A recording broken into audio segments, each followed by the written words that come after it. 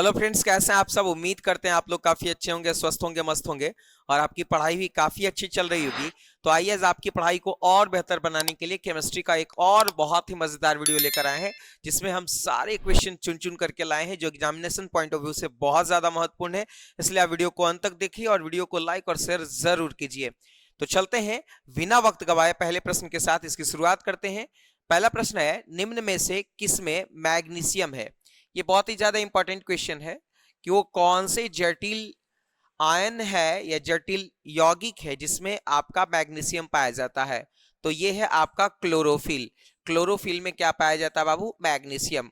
बात हम लोग हीमोग्लोबिन की कर लें तो हीमोग्लोबिन में क्या पाया जाता है, आयरन पाया जाता है।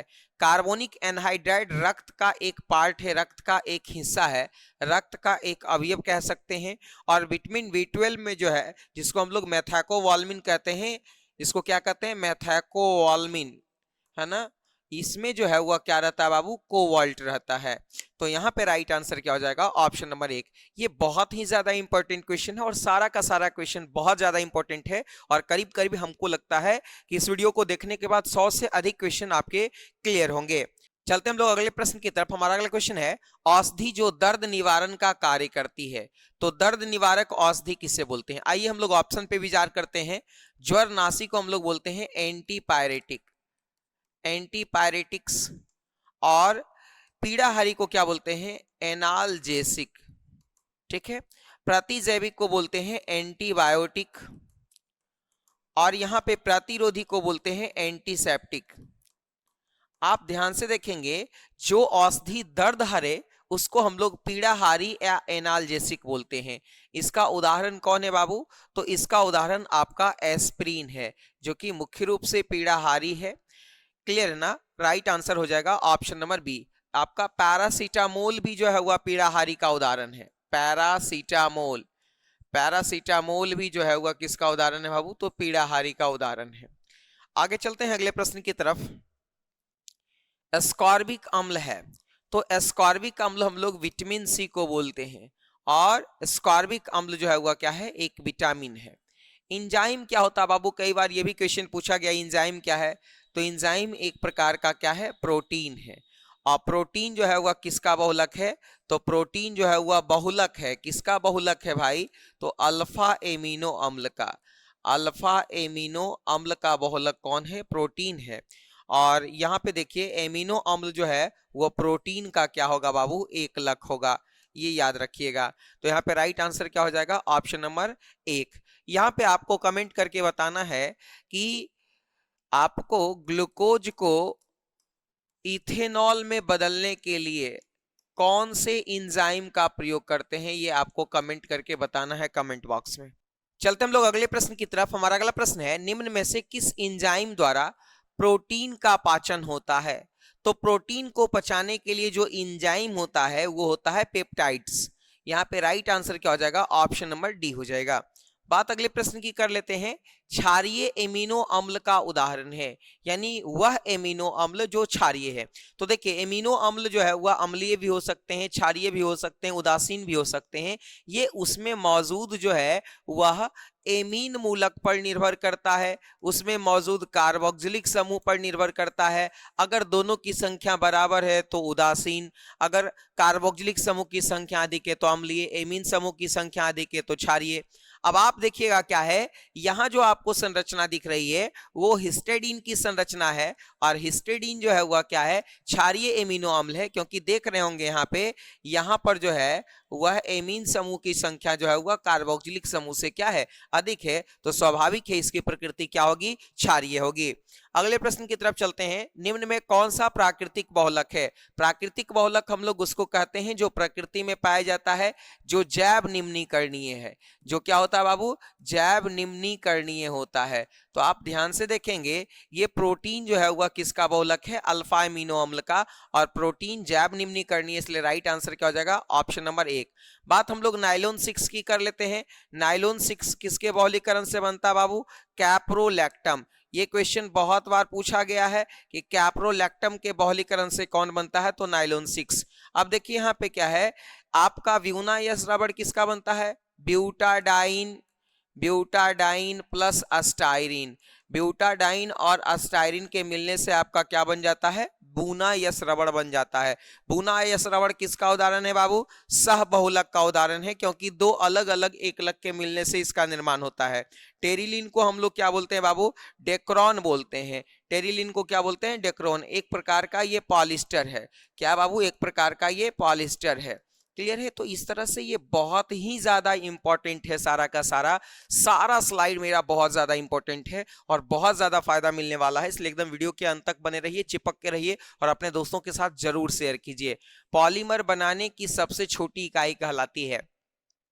तो पॉलीमर जो है वह मोनोमर के बहुलीकरण से बनता है, यानी मोनोमर के बहुलीकरण से पॉलीमर, और पॉलीमर का जब हम लोग जो है अपघटन करेंगे तो क्या बन जाएगा, आपका मोनोमर बन जाएगा। क्लियर है। आगे देखिए, प्राकृतिक बहुलक का उदाहरण कौन है। तो प्राकृतिक बहुलक का उदाहरण कौन है बाबू, रबर। रबर किसके बहुलीकरण से बनता है, आइसोप्रीन, जो कि हमने अर्लियर वीडियो में भी आपको दिखाया है कि आइसोप्रीन के बहुलीकरण से आपका प्राकृतिक रबर बनता है। क्लियर है। डेक्रोन, आपका ग्लिप्टॉल, ये सभी संघनन बहुलक के क्या है, उदाहरण है। चलते हम लोग अगले प्रश्न की तरफ। हमारा अगला क्वेश्चन है, कौन अत्यधिक क्षारीय है। बहुत ही ज्यादा इंपॉर्टेंट क्वेश्चन है, इस तरह का सवाल बहुत बार परीक्षा में पूछा गया है।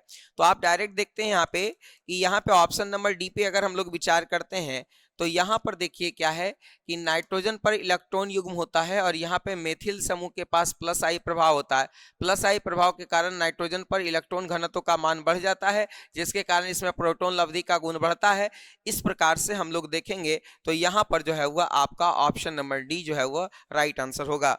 अगले प्रश्न की तरफ चलते हैं। NH3 में नाइट्रोजन का प्रसंकरण क्या होता है। तो NH3 में जो है वह नाइट्रोजन का प्रसंकरण क्या होगा बाबू, sp3 होगा। क्या होगा, sp3। इसकी संरचना कैसी हो जाएगी, तो इसकी संरचना हो जाएगी चतुष्फलकीय। कैसी हो जाएगी, चतुष्फलकीय। और आकृति कैसी हो जाएगी, तो इसकी आकृति होती है क्या, पिरामिडल। क्या होती है, पिरामिडल। अमोनिया का जलीय विलयन कैसा होता है बाबू, इसका जलीय विलयन होता है क्षारीय। जलीय विलयन होता है क्षारीय। एकदम सिंपल क्वेश्चन आपको परीक्षा में पूछा जाएगा, आप एकदम वीडियो को खाली देखते रहिए। जितने भी वीडियो प्रीवियस मैंने डाले हैं केमिस्ट्री का, आप सारे को देख लो, एक भी क्वेश्चन उससे ज्यादा आने वाला नहीं है। यहाँ पे देखिए एक यौगिक दिया हुआ है जिसका आयुपेक नाम पूछ रहा है। तो यहाँ पे अगर इसका साधारण नाम रहता लिखना तो आराम से लिख देते एथिल एमीन, लेकिन आयुपेक नाम पूछ रहा है तो एथेन जोड़ एमीन, एथेनामीन। तो राइट आंसर हो जाएगा ऑप्शन नंबर 1, एथेनामीन। क्लियर है। आगे चलिए अगले प्रश्न की तरफ। एनिलीन में पाई बॉन्ड की संख्या, देखिए आप एनिलीन ये है। क्लियर है। अब ये जो एनिलीन है इसमें आपको पाई बॉन्ड पूछा जा रहा है। सबसे पहले देखिए ये जो एनिलीन है इसकी प्रकृति क्या होती है बाबू, तो इसकी प्रकृति होती है क्षारीय। एनिलीन की प्रकृति होती है क्षारीय। अब देखिए इसमें पाई बॉन्ड 1 2 3 है, इसके अलावा कहीं पाई बॉन्ड आपको दिख रहा है क्या, नहीं। तो राइट आंसर क्या हो जाएगा, ऑप्शन नंबर डी। आगे चलिए, ऑयल ऑफ मिराविन कहा जाता है। तो ऑयल ऑफ मिराविन किसको कहा जाता है बाबू, तो नाइट्रोबेंजीन को कहा जाता है। किसको कहा जाता है, नाइट्रोबेंजीन को। इस तरह का क्वेश्चन पूछ करके बच्चों को भ्रमित किया जाता है, तो आपको भ्रमित होने की जरूरत नहीं है, बस वीडियो देखने की जरूरत है। आगे देखिए, कार्बोनिल समूह में कार्बन का प्रसंकरण कौन सा है। देखिए ये आपका कार्बोनिल समूह है, ये ध्रुवीय प्रकृति के होते हैं। अगर हम लोग इसको देखें तो del minus del plus partially जो है वह चार्ज होगा, ये ध्रुवीय प्रकृति के होते हैं। और इसमें जो कार्बन का प्रसंकरण होता है वो क्या होता है बाबू, sp2 होता है। तो राइट आंसर यहाँ पे क्या हो जाएगा, ऑप्शन नंबर बी। आगे चलते हैं, प्रतिक्रिया को क्या कहा जाता है, एक रिएक्शंस है और इस रिएक्शन को पूछा गया है कि क्या कहा जाता है। तो यहाँ देखिए PdBSO4 को हम लोग लिंडलर उत्प्रेरक कहते हैं। क्या कहते हैं बाबू, लिंडलर उत्प्रेरक। ये याद रखिएगा, एक दो बार पूछा गया है। और यहाँ पर देखिए क्या है, एसिड क्लोराइड को जब हम लोग अवकरित कराते हैं लिंडलर उत्प्रेरक की उपस्थिति में तो ये एल्डिहाइड बनता है।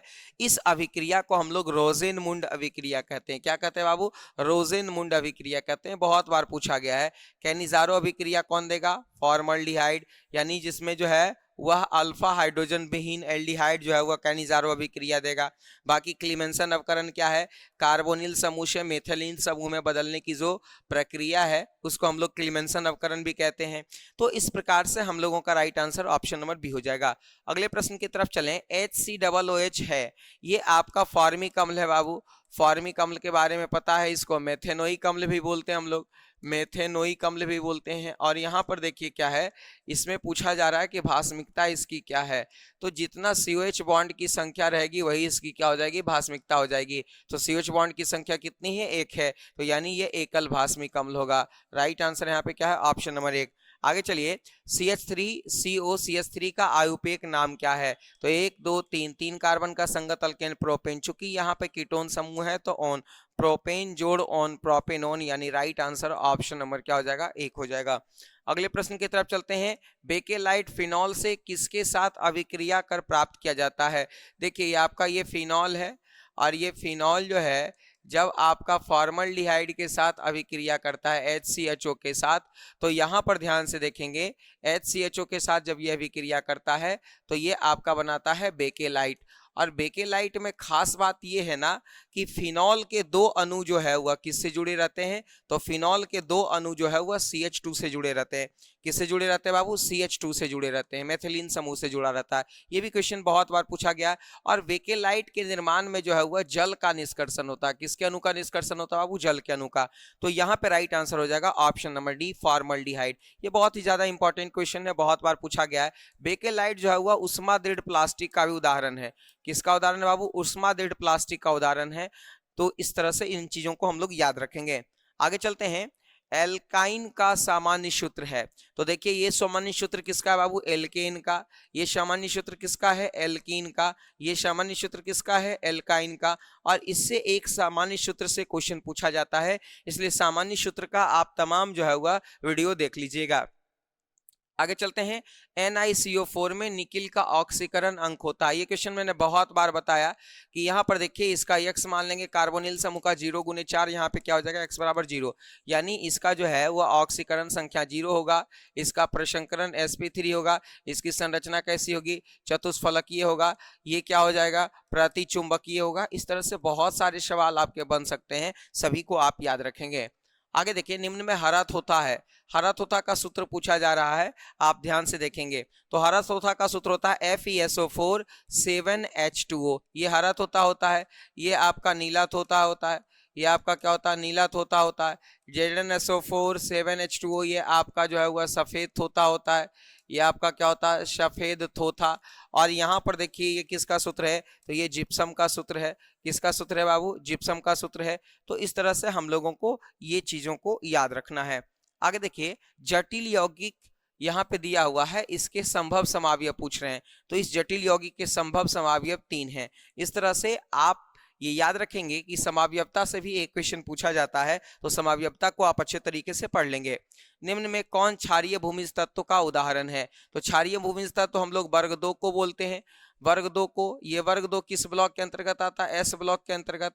इसमें कौन कौन से तत्व हैं, तो बेटा मांगे, कार, स्कूटर, बाप, राजी। अब यहाँ पे देखिए क्या है, कार्बन ये वर्ग 14 का है। किस वर्ग का है, वर्ग 14। सोडियम वर्ग 1 का तत्व है।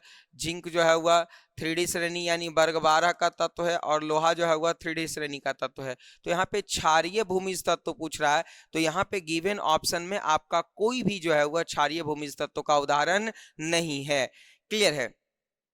आगे चलते हैं अगले प्रश्न की तरफ। भूपरपट्टी पर सर्वाधिक पाए जाने वाला तत्व है, तो भूपरपट्टी पर सर्वाधिक पाए जाने वाला तत्व वैसे तो ऑक्सीजन है। ऑक्सीजन के बाद जो है वह दूसरे नंबर पर कौन है बाबू, सिलिकॉन है। सिलिकॉन के बाद कौन है, एल्युमिनियम है। तो पहले नंबर पर ऑक्सीजन, दूसरे नंबर पर सिलिकॉन, तीसरे नंबर पर एल्युमिनियम। अब यहाँ पे आपका ऑक्सीजन तो दिया हुआ नहीं है, तो राइट आंसर कौन हो जाएगा, ऑप्शन नंबर 1 सिलिकॉन। आगे चलिए, निम्न में से कौन सी धातु का नाइट्रेट की उष्मीय विघटन से रंगहीन गैस मुक्त होता है, तो देखिए बेरियम नाइट्रेट को अगर हम लोग अपघटित करेंगे, तो बेरियम नाइट्रेट को अपघटित करने के बाद जो है वह रंगहीन गैस क्या होता है, मुक्त होता है। आगे चलते हैं, फोटोग्राफिक फिल्म प्लेटों में किसका जो है वह प्रयोग किया जाता है या आवश्यक घटक कौन है, तो ये आपका सिल्वर ब्रोमाइड है।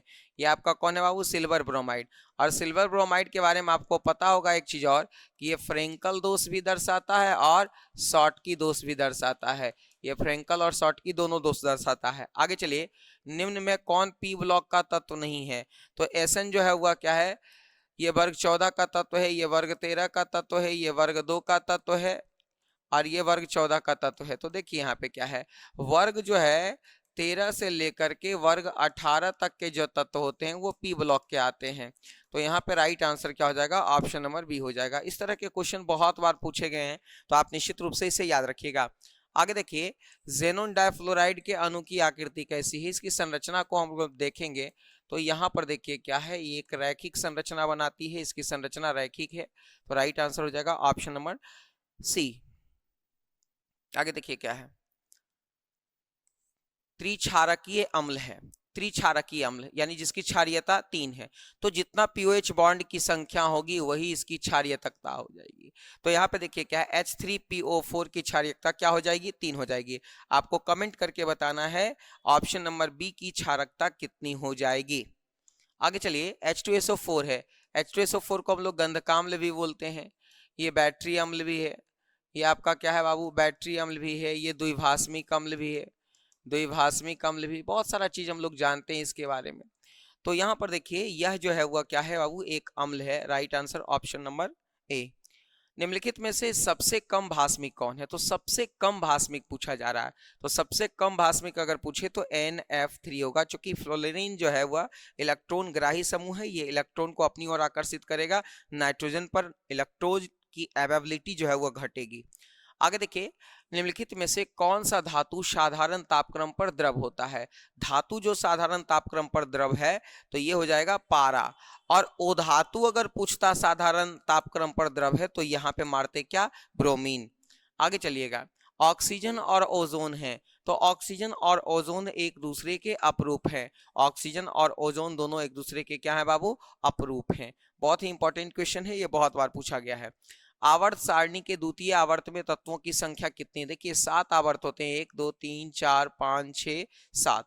पहले आवर्त में 2 तत्व, दूसरे आवर्त में कितने तत्व होते हैं, 8, तीसरे में भी 8 होता है, चौथे में 18, पांचवें में 18, छठे में 32 और सातवां जो है इनकम्प्लीट है। तो यहाँ पर देखिए क्या है कि आपसे द्वितीय आवर्त में तत्वों की संख्या पूछी जा रही है, तो राइट आंसर हो जाएगा ऑप्शन नंबर बी। इससे भी क्वेश्चन पूछा जाता है, याद रखेंगे। हीलियम का सूत्र है, हीलियम का मुख्य स्रोत क्या है, मोनाजाइट, क्लियर है ना। और हीलियम वर्ग 18 का तत्व है, इसकी परमाणु संख्या क्या होती है, 2, और इसका संकेत क्या होता है बाबू, He। राइट आंसर क्या हो जाएगा, ऑप्शन नंबर ए हो जाएगा। तो दोस्तों उम्मीद करते हैं कि आपको ये वीडियो बहुत अच्छा लगा होगा, बहुत फायदेमंद होगा आपके लिए, तो जल्दी से अपने दोस्तों के साथ शेयर कर दीजिए। चैनल पे नए हैं तो सब्सक्राइब करके बेल आइकन को जरूर दबा दीजिए। बहुत बहुत धन्यवाद।